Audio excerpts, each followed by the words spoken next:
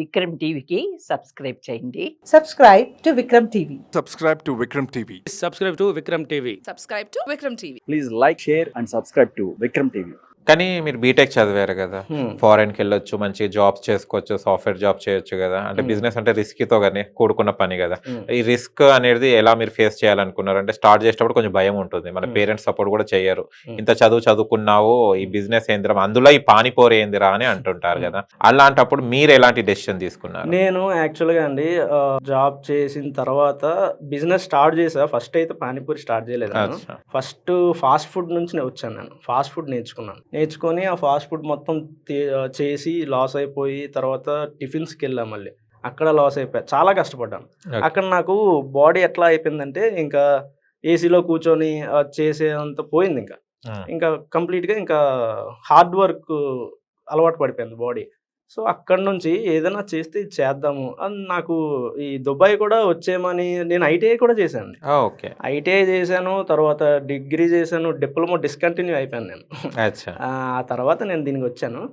So BTech కాదు, diploma చేశాను నేను. డిప్లొమా చేసిన తర్వాత ఫుల్ స్టాక్ డెవలపర్ కింద మెరన్ అంటే mango dB, express, node, react, so అందులో ఫుల్ స్టాక్ చేశాను. సో అట్లా అనమాట. ఆ బేస్ మీద ఐటీలో కూడా, ఐటీ దీని మీద కూడా నాకు ఫ్రెండ్స్ ఉన్నారు, వచ్చేయమంటారు ఎప్పుడు. అక్కడికి వెళ్ళినా అదే కష్టం అండి, కాకపోతే డబ్బులు ఎక్కువ కనిపిస్తాయి అంతే. అక్కడ కొంచెం ఇక్కడ సంపాదించింది ఇటు పంపిస్తే కొంచెం డబ్బులు ఎక్కువ కనిపిస్తాయి అంతే. అదేదో ఇక్కడే ఉండి చేసుకుంటే అయిపోయింది కదండి, అంతే కదా. కానీ మీరు ఇది ఎందుకు ఈ ఫుడ్ మీదనే ఉన్నారు, ఫాస్ట్ ఫుడ్ ట్రై చేశారన్నారు. అంటే ఫాస్ట్ ఫుడ్ చేసినప్పుడు ఎలాంటి లాస్, అంటే ఏం గమనించారు? అంటే ఆ బిజినెస్ ఎందుకు మీకు అచ్చు రాలేదు? Why you are not success in fast food? Fast ఫుడ్లో సక్సెస్ అవ్వలేదు అంటే అండి, ఇప్పుడు మనం ఇక్కడ కూడా ఒక ఎగ్జాంపుల్ ఉంది. ఒక ప్రోడక్ట్ ఉందండి, ఈ ప్రోడక్ట్ని మీరు రోడ్డు మీద అమ్మండి, దానికి ఒక సపరేట్గా ఒక కస్టమర్స్ ఉంటారు.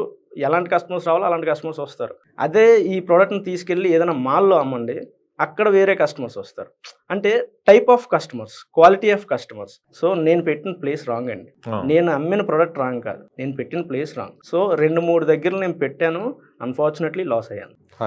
సో తర్వాత అట్ ద లాస్ట్ హ్యారీపూరి అని స్టార్ట్ చేసి, ఇందులో కూడా మీరు చూసినట్టయితే మనది థర్డ్ ఉంటుంది, థర్డ్ మోడల్ ఉంటుంది, ట్రిపుల్ కపుల్ అని చెప్పేసి, అందులో ఫాస్ట్ ఫుడ్ యాడ్ చేసాం మేము. అది అరౌండ్ 1,85,000 ఉంటుంది అది కాస్ట్. అది సో అట్లా అంటే మీరు ఇవన్నీ ఫాస్ట్ ఫుడ్ కానీ పానీపూరి ఇవి తీసుకుంటే కనుక డిఫరెంట్ ఫుడ్డే తీసుకుంటున్నారు.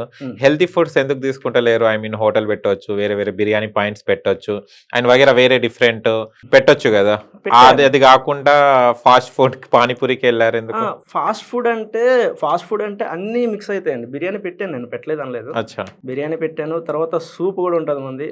సూప్ అంటే రోడ్ మీద మర పెడతారు చూసారా, రెడ్ కలర్ ఉంటుంది, మంది అట్లా ఉండదు. మీరు ఆర్డర్ ఇస్తే నేను 2 minutesలో నేను చేసిస్తా. మా దగ్గర రెడీగా ఉండదు, మీరు ఆర్డర్ ఇవ్వండి, 2 minutesలో చేసిస్తా, with mineral water, pure water, అంతే. దాంతోనే సూప్ తయారు చేసి ఇస్తారు మంది. సార్ నేను అదే చెప్తున్నాను, మన దగ్గర ఏది తిన్నా అన్నీ మీకు క్లియర్ క్వాలిటీ ఉంటుంది. అండ్ ఫాస్ట్ ఫుడ్లో మీరు కలర్ యూస్ చేయరంటే యూస్ చేస్తామండి, యూస్ చేయను అని చెప్పను నేను, యూస్ చేస్తాము, బట్ క్వాలిటీది యూస్ చేస్తాం. మేము వాడే నార్మల్ కంపెనీ పేరు చెప్పకూడదేమో, హైయెస్ట్ రేట్ క్వాలిటీది మేము వాడతాము. నార్మల్ చిన్న డబ్బాలు దొరుకుతాయి, అవి మేము ముట్టుకోము, అవి కొంచెం రేట్ ఎక్కువగా వాడతాం మేము. సో అక్కడ కూడా అంటే మీకు అర్థమైపోతుంది, ప్రోడక్ట్ చూస్తే మీకు అర్థమైపోతుంది ఇది ఇలా ఉందంటే ఏం చేశారు, ఎలా చేశారు అని చెప్పేసి. అంటే ఇప్పుడు పానీపూరి అనేది నార్మల్ మనం పైన చూస్తుంటే ఉట్టిగానే అది ఏమంటే కట్టా వేసేసి అది ఇచ్చేస్తారు కదా. అంటే మీరు దీంట్లో ఫ్లేవర్స్ ఉంటాయని మీరే కనిపెట్టడం జరిగింది, ఎట్లా రీసెర్చ్ చేశారు ఫ్లేవర్స్ గురించి మీరు? ఫ్లేవర్స్ కనిపెట్టడం అంటే బేసిక్ గా సార్, టు బి ఫ్రాంక్, ఇది మంది కాదు. 6 ఫ్లేవర్స్ మనం కనిపెట్టాము, 5 ఫ్లేవర్స్ కనిపెట్టాము, 10 ఫ్లేవర్స్, 7 ఫ్లేవర్స్. ఇది మన ఆంధ్రాది కాదు, తెలంగాణది కాదు, అసలు సౌత్ ఇది కాదు, ఇది అక్కడ నుంచో వచ్చింది. సో మనకి ఇది ఓపెన్ సీక్రెట్ అండి. అంటే కొంతమంది బయట రానియండి, కానీ ఈ ఫ్లేవర్స్ పెడితే బాగుంటుంది మన బిజినెస్ కానీ మీరు ఎలా అనుకున్నారు? అట్లా అంటారా? సో ఇప్పుడు నార్మల్ గా ఇప్పుడు ఏం లైక్ అవుతుంది, ఒక పుదీనా ఘాటుగా ఉండాలి, ఆ తర్వాత కొంచెం చిన్నది అరిగేటట్టు ఉండాలి, ఆ తర్వాత గార్లిక్. మేము అంటే గార్లిక్ ఆప్షన్ లో పెట్టాం, అందరికీ నచ్చదు గార్లిక్, ఎల్లుల్లిపాయ కదా, అందరికీ నచ్చదు. కానీ ఎల్లుల్లిపాయలో చాలా గుడ్ క్వాలిటీస్ ఉన్నాయండి, సో అందుకు అది తీసుకోవడం జరిగింది. ఆ తర్వాత మళ్ళీ స్వీట్ అంటే డెఫినెట్గా ఉండాలి, అది పిల్లలందరికీ చాలా నచ్చుతుంది, అందరికీ.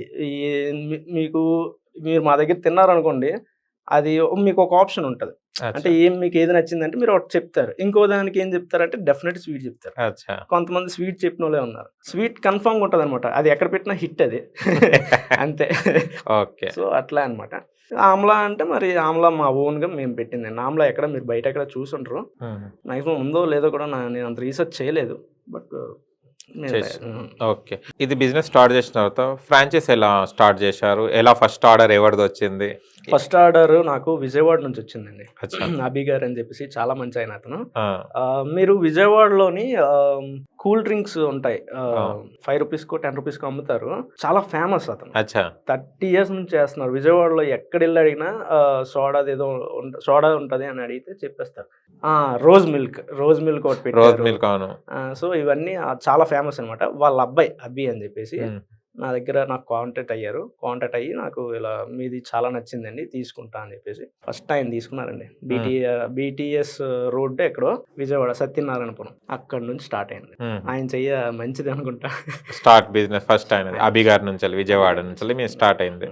ఫ్రాంచైజ్ అని వేయాలి అని ఎలా వచ్చింది ఆలోచన అసలు మీకు? యాక్చువల్లీ ఫ్రాంచైజ్ అంటే ఇప్పుడు నార్మల్గా మనం చేసుకున్నామండి. నేను మీకు లాస్ట్ ఇంటర్వ్యూలో కూడా చెప్పాను, నేను ఇప్పుడు ఏ స్టేజ్ నుంచి వచ్చానో నాకు తెలుసు. నేను ఎట్లా లాస్ అయ్యానో నాకు తెలుసు. నాకు ఎక్కడ లాస్ అవుతుందో తెలుసు, ఎక్కడ ప్రాఫిట్ వస్తుందో కూడా తెలుసు. చాలా మంది ఇప్పుడు నా దగ్గర తీసుకున్న ఫ్రాంచైజీల్లో 90% కాదు 95% అందరూ స్టూడెంట్సే తీసుకున్నారండి. అందరూ మ్యారేజ్ అవ్వనోలే, స్టూడెంట్స్ లాగా, అంటే గ్రాడ్యుయేట్ అయిపోయిన వాళ్ళు, అట్లా వీళ్ళే తీసుకున్నారు తప్ప పెద్దోళ్ళు ఎవరు తీసుకోలేదు. మ్యాక్సిమం ఎక్కడో కొడితే ఒకలో ఇద్దరు ఎవరో తీసుకున్నారు. అందరూ స్టూడెంట్స్. ఏంటంటే సార్, ఇప్పుడు మన దగ్గర ఇప్పుడు 1,40,000 అండి ఒక ఫ్రాంచైజ్, తర్వాత ఇంకోటి 1,85,000, ఇంకొకటి 67,000. ఇప్పుడు మనకి బిజినెస్ పెట్టాలి అంటే మనకి మైండ్లో వచ్చే థాట్ ఏంటండి, ఒక 5 లక్షలైనా పట్టుకోవాలి, 4 లక్షలైనా పట్టుకోవాలి, అట్లా అయితేనే బిజినెస్. చాలా మందికి బిజినెస్ థాట్స్ ఉంటాయి, కానీ ఒక 5-6 లక్షలు పెట్టాలంటే కష్టం. ఏ బిజినెస్ అయినా ఇప్పుడు మినిమం 5 lakhs లేకపోతే అట్లాంటిది మనం ఆలోచించి మనకి ఎంత అవుతుంది, మనకి ప్రొడక్ట్ ఎంతకు వస్తుంది, తర్వాత మన ప్రాఫిట్, తర్వాత మాకు ఉంటాయి కదా మ్యాన్ పవర్కి ఇవాళ ఆఫీసు మెయింటెనెన్స్ ఇవన్నీ ఉంటాయి, మాకు కూడా డీలర్స్ ఉంటారు. సో అవన్నీ అవన్నీ చూసుకుంటే ఎంత వస్తుందో చూసుకొని ఆ రేట్ పెట్టడం జరిగిందండి. ఇలా 1,40,000 పెట్టాము. ఇప్పుడు 1,40,000 అంటే ఇప్పుడు ఒక గ్రాడ్యుయేట్ అయిపోయి 1 సంవత్సరం ఎక్కడైనా జాబ్ చేశారు అనుకోండి, అతను ఏమనుకుంటాడు, రోజు తెల్లవారి 10 గంటలకు వెళ్ళి రాత్రి 10 గంటలకు వస్తాడు. వచ్చి ఏమనుకుంటాడు, ఓకే 1,00,000 రూపాయలు నేను సంపాదించలేనా, 1,40,000 బిజినెస్ పెట్టుకుంటా అంటాడు. అలాగే నాకు చాలామంది కాల్ చేస్తారు, అన్న ఇలా జాబ్ చేస్తున్నా, నేను గ్రాడ్యుయేట్ అయిపోయాను, 1,40,000 అంటే కొంచెం టెంప్టింగ్గా ఉంది, నేను తీసుకుంటా అంటే ఓకే ఎక్కడ తీసుకుంటారు, నేను చిన్న గైడెన్స్ ఇస్తాను. నేను రిజెక్ట్ చేసినవి చాలా ఉన్నాయండి.